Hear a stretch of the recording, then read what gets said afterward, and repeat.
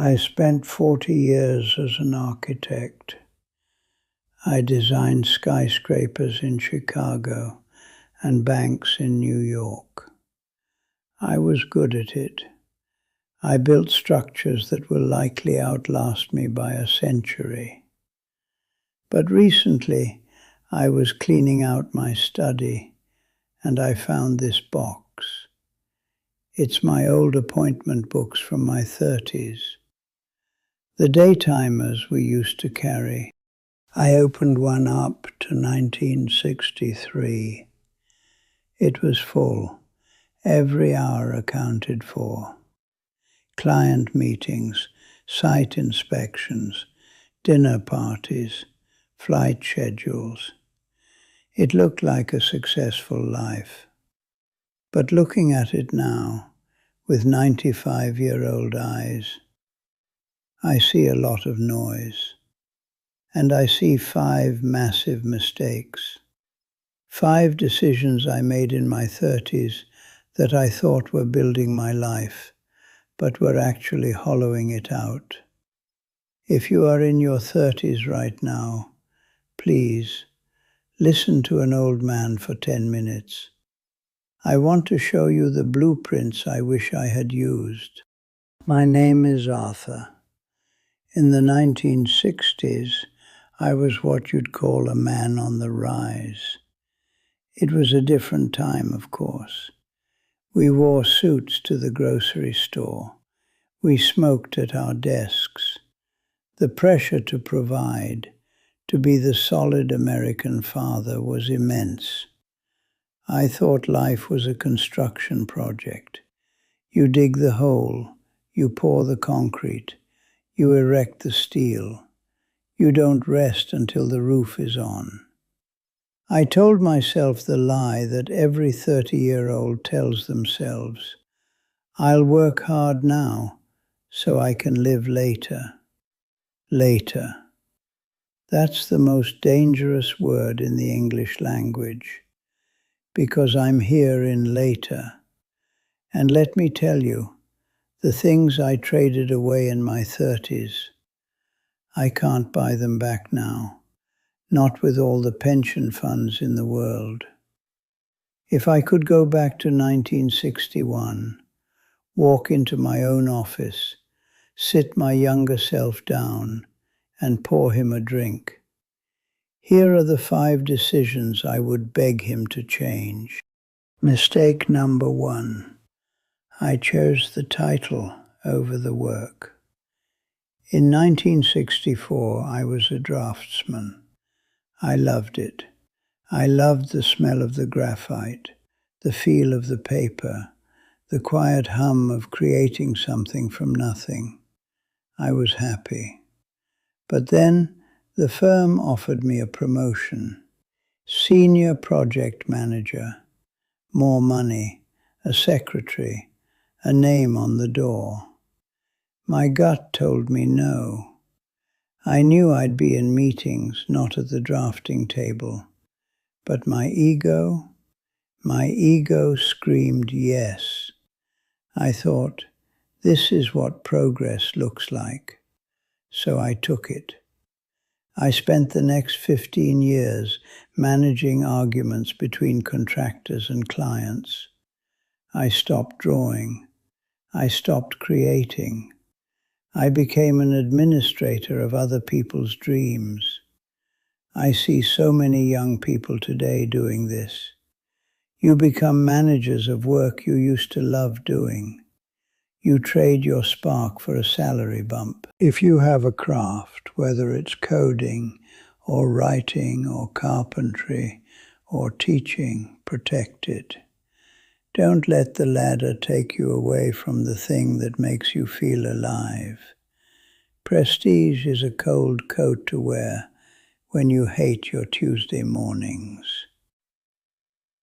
Decision number 2. This one hurts to admit. I decided that providing was the same thing as loving. I had a wife, Eleanor, and 2 young boys. In my 30s, I was obsessed with getting them into the right neighborhood, the suburbs, the two-car garage. I worked 6 days a week to pay for that life. I remember coming home at 8:30 at night, tossing my keys in the bowl and thinking, I am a good father. Look at this house I bought them. But my boys didn't want the house. They wanted me to throw the baseball. They wanted me to look at their drawings without glancing at my watch. I outsourced my presents. I paid for piano lessons. I paid for summer camps. I paid for the best bicycles. I thought I was buying them happiness. I wasn't. I was buying myself an excuse to be absent. My son David is 65 now. We have a good relationship, thank God. We fixed it later in life. But I can never get back the Tuesdays in 1968 when he waited by the window for a car that didn't pull into the driveway until after he was asleep. Your family doesn't need your ambition as much as they need your attention. If you have a craft, whether it's coding or writing or carpentry or teaching, protect it. Don't let the ladder take you away from the thing that makes you feel alive. Prestige is a cold coat to wear when you hate your Tuesday mornings. Decision number 3. I filtered my friends based on where I was going, not who I was.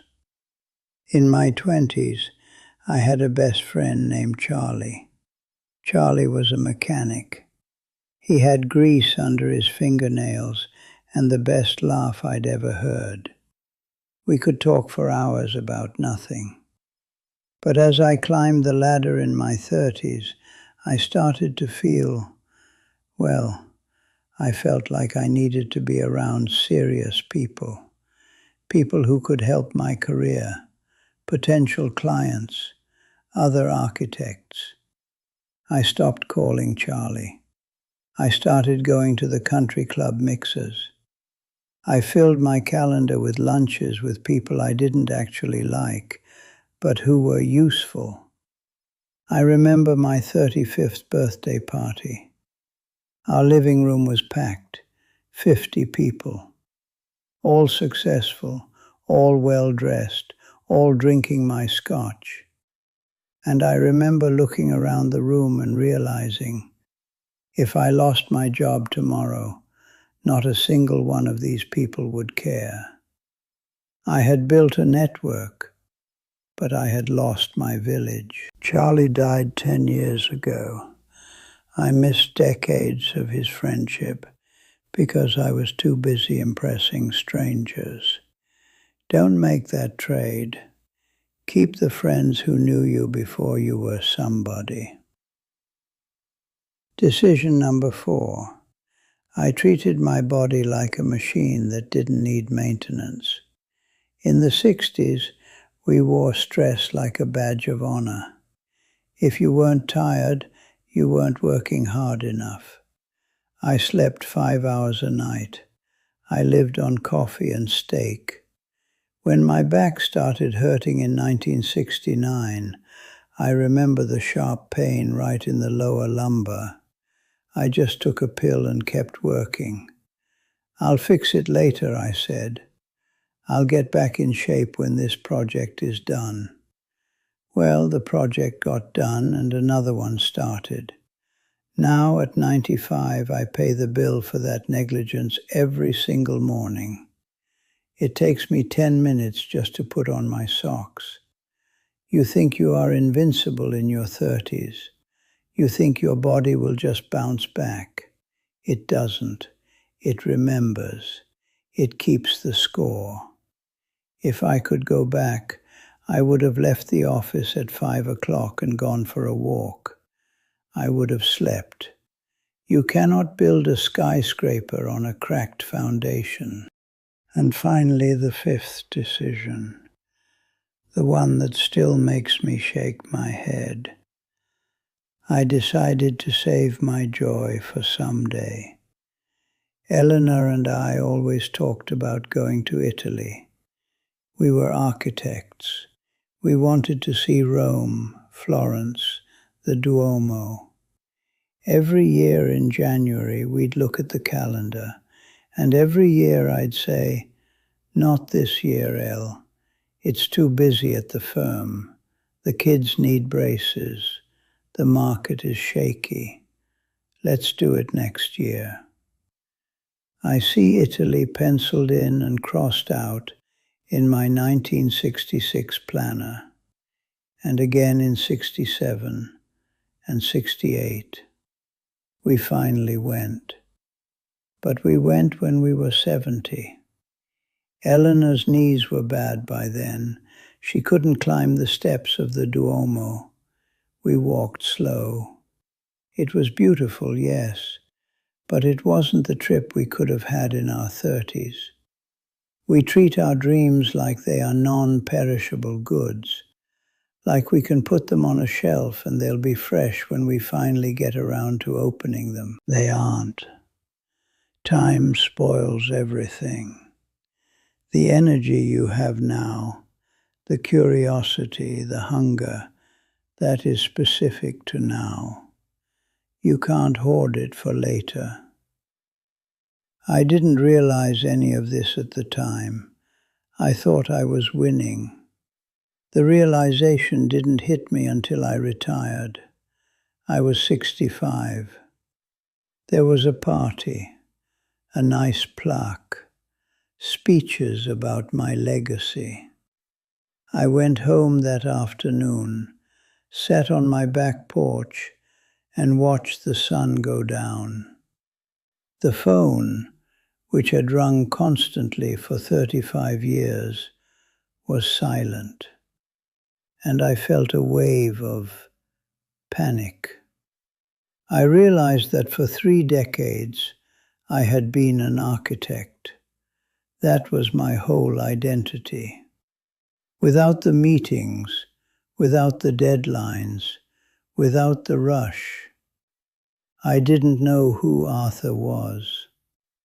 I looked at Eleanor, sitting in the garden, and I realized I had missed so many versions of her. I missed the version of her at 35, at 40, at 50. We were still together. We still loved each other. But I had been a guest in our marriage, not a partner. I didn't have a tragic life. I had a good life. I'm not asking for your pity. But sitting on that porch, I realized I had built a very impressive house, but I hadn't spent enough time living in the rooms. They aren't. Time spoils everything. The energy you have now, the curiosity, the hunger, that is specific to now. You can't hoard it for later. I can't change my blueprints. The concrete has set. I'm 95. I'm at the end of the book. But you are right in the middle of the chapter.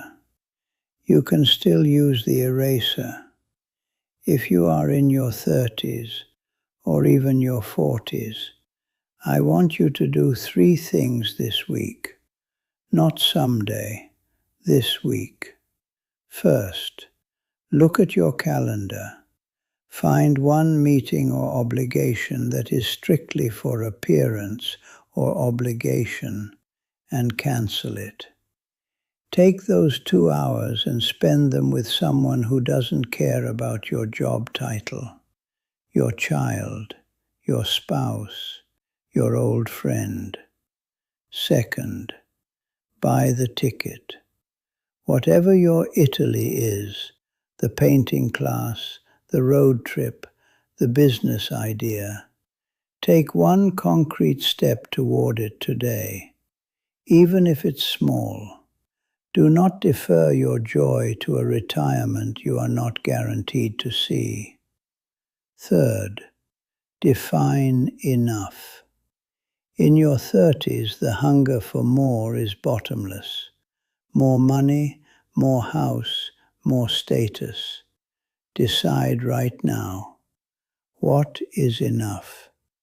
Because if you don't define the finish line, you will keep running until you collapse.